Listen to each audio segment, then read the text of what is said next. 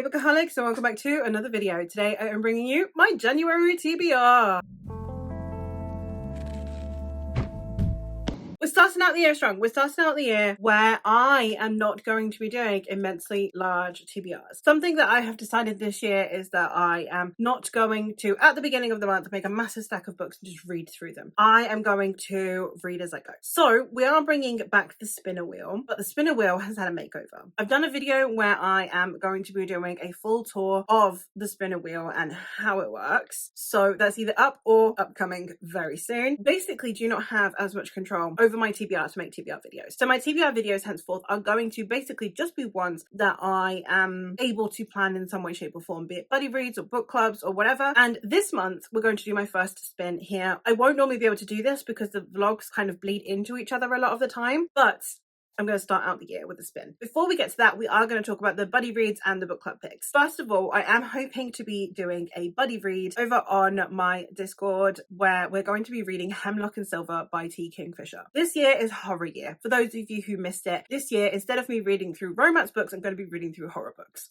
So I figured, why not start out the year that way? So when Jade, I think it was, saw that Hemlock and Silver was for 99p over on Kindle, a couple of us picked it up and I'm going to be buddy reading this. I'm definitely buddy reading it with Tim. I don't know how many other people I'm going to be able to rope into this, but I'm very excited to give this one a go. I don't know anything about this, so I'm going to go tell you what it's about. All right, so this says it is a dark reimagining of Snow White. I do love Kingfisher's fairy tale stuff and I do love her horror, so I'm hoping that this is like a combo of the two. Steeped in poison, intrigue and treason of the most magical kind, healer Anya regularly drinks poison, not to die but to save, seeking cures for those everyone else has given up on. But a summons from the king interrupts her quiet, herb-obsessed life. His daughter, Snow, is dying, and he hopes Anya's unorthodox methods can save her. Aided by a taciturn guard, a narcissistic cat, and a passion for the scientific method, Anya rushes to treat Snow, but nothing seems to work. That is, until she finds a secret world hidden inside a magic mirror. This dark realm may hold the key to what is making Snow sick, or it might be the thing that kills them all. I'm very excited for this one. Esme's given it 5 stars, so I am hoping that I will love it. The book club pick that we have for this month is going to be Liars Not by M.A. Carrick. This is the December and January pick. We are reading through this series on a bi-monthly basis, so I figured that I would pick this one up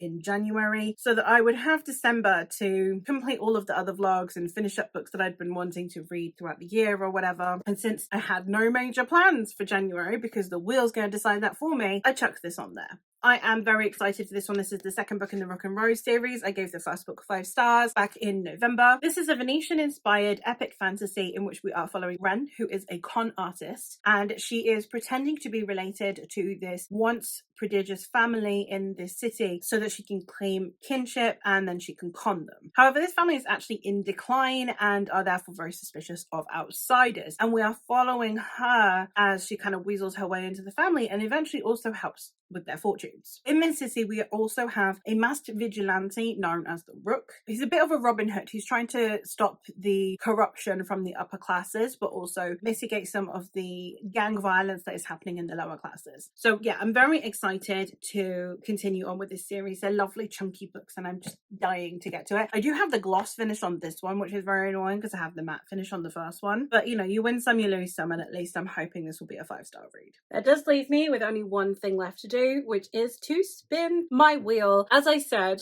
we do have a tour of the cards and of the wheel itself on its way, if it's not already up. If you don't know what's happening, the explanations come in. If you don't know what's happening and the video is already there, then I'll link it.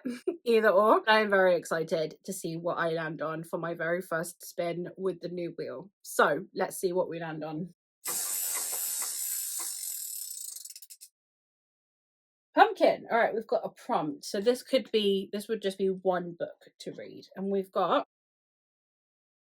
new to me author. All right, let's go find a book on my shelves from a new to me author. All right, so in the cold months, I do actually really like reading chunky books, and I do really like reading fantasy and historical fiction during that time. I already have a chunky fantasy on the TBR with Liar's Knot, so I thought I would try a historical fiction. So I've gone with The Square of Sevens by Laura Shepherd Robinson. This one made its rounds on my Discord. I think it was Jade and Rebecca that read it, and they were both really liking it. So I'm excited to give it a try. I can't even remember what it's about.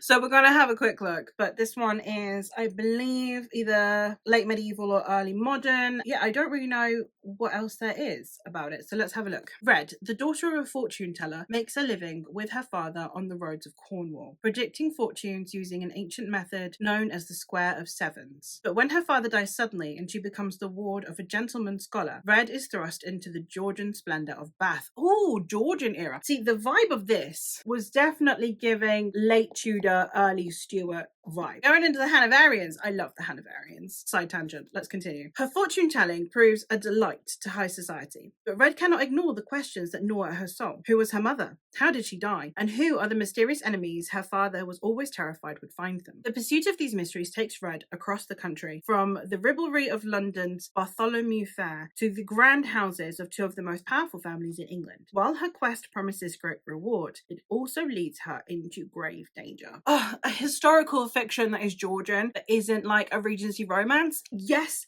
please. Yes. I don't even know which part of the Georgian era we're talking. Have we got a date anywhere? Let's go see if we can find 1730s. That's George the Second.